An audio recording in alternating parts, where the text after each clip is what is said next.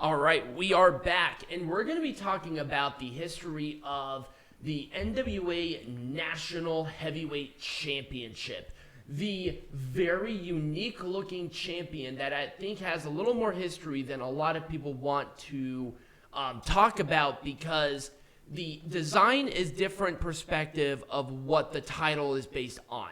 So the NWA National Heavyweight Champion was, at the time of its introduction, the top singles championship in Georgia Championship Wrestling.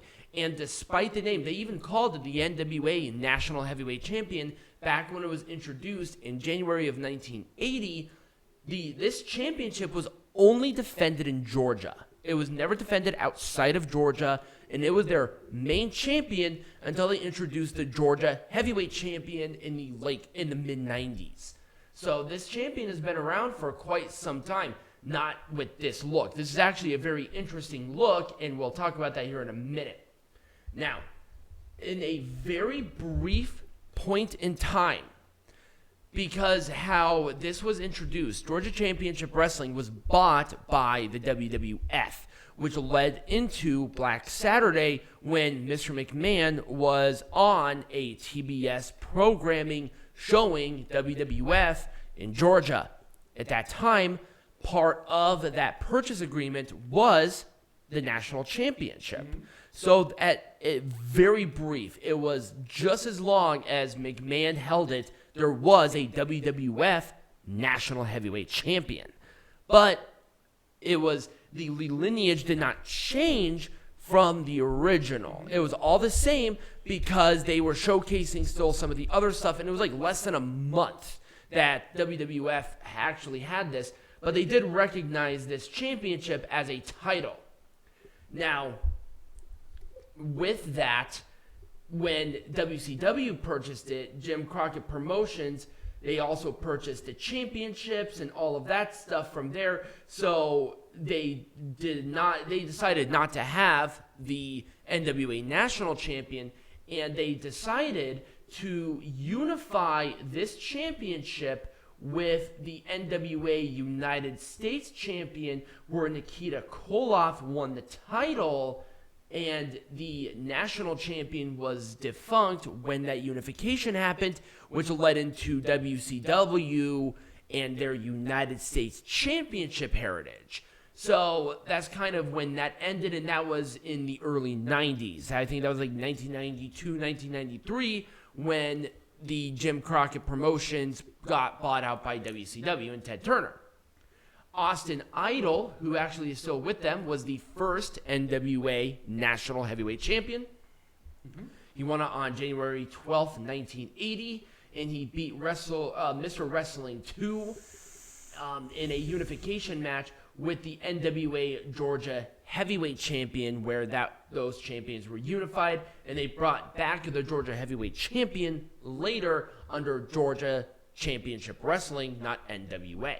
Because at that time, NWA was starting to fizzle out. Mm-hmm. So he had it. Now, the longest reigning champion was Phil Shatter, also known as Jackson Riker, with a reign of 763 days, starting on January 17th, 2009, and it ended February 19th, 2011. Nice. So quite a bit of time. Now, the shortest reign was kind of weird, because it was from Killer Tim Brooks, who had the title for less than an hour. Now, the reason of that was because he sold the championship to Larry Zbyszko for $25,000 in 1983 money to get that. Mm-hmm. Now, this is actually when that championship was purchased. That disgusting, ugly thing that you see there was this title, which was about like yay big. It was a huge title.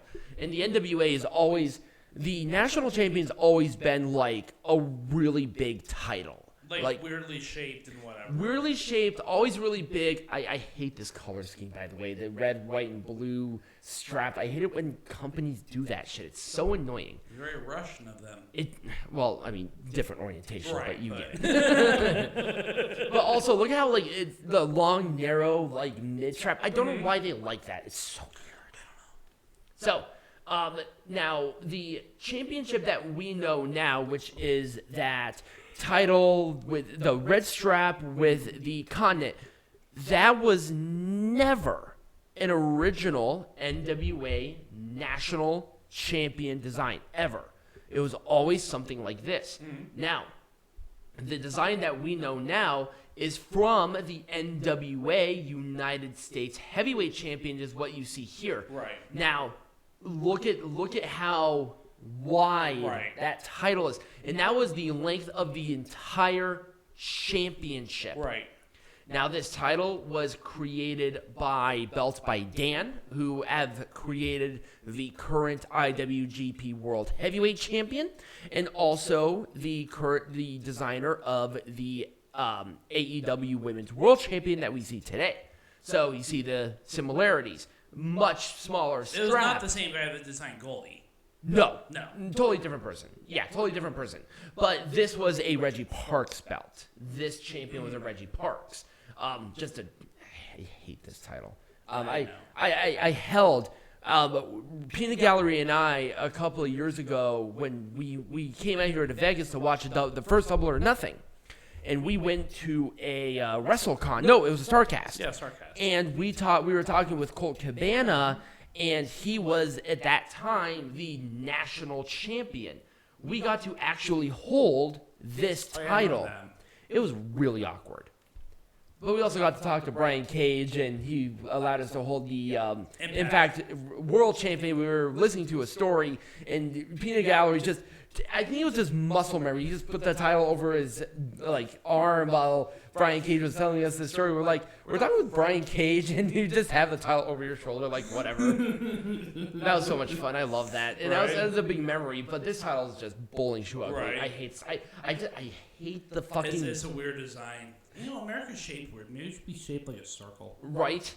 So in the Billy Corgan or in the Lightning One era of the NWA, they had a tournament to determine the first champion. Now, this was an 8-man tournament that they spanned over a couple of days. Sorry, that was a little loud. That was a little loud. But during Power, during Power, they had tournament matches throughout the show for a couple of weeks to determine this. So, in this tournament, you had Jay Bradley, Colt Cabana, Sammy Guevara, Mike Paro, Scorpio Sky, Sam Shaw, Ricky Starks, and the eventual first winner, Willie Mack, in that current era. So he won it at the 70th anniversary show to introduce the championship.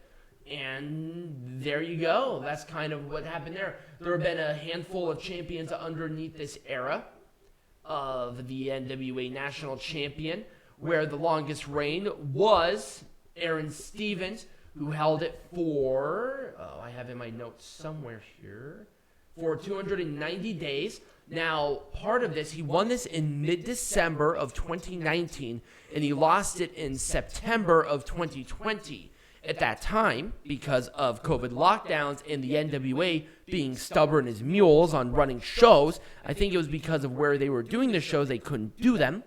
But they had to have these champions defended somewhere, which is where the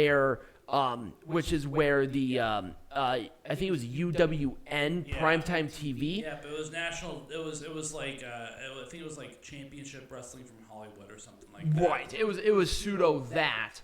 Where they were defending the championships and getting back into the swing of things. And Aron Stevens held the championship in that length of time at that time as well.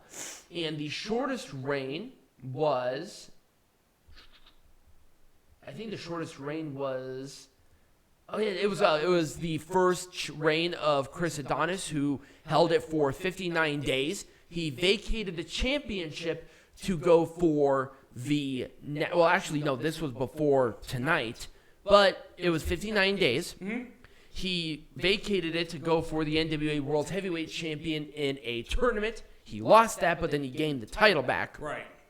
Now, before tonight, this was the shortest reign until tonight, where Anthony Mayweather, who was the previous national champion, held it for 35 days. Right, and then now the current champion has only held it for a couple hours. Right, but that's the longest reign. So I think overall, number one, because this champion has a very interesting little history, it's kind of hard to know, and the design of it might be weird, but I think I really like it because, number one, it's definitely a workhorse title. Like, I really like how the national champion is still staying relevant within the NWA, but because it's competing with the television and now junior heavyweight champion, hopefully they don't get rid of this because I think it looks unique.